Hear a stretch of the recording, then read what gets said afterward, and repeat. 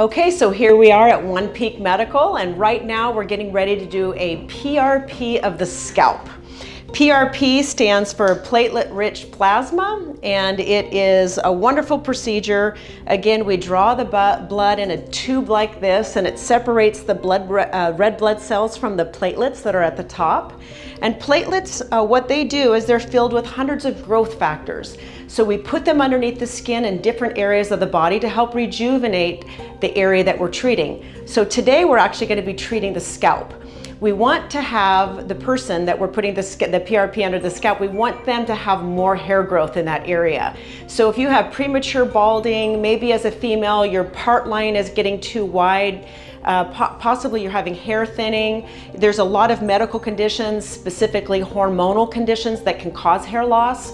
We can treat all of those conditions here at OnePeak, but many times we need to just rejuvenate the follicle of the hair to get the hair to come back.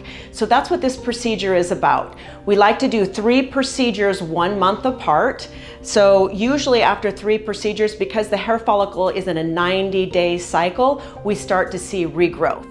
All right, so thanks for joining us today on Scalp PRP.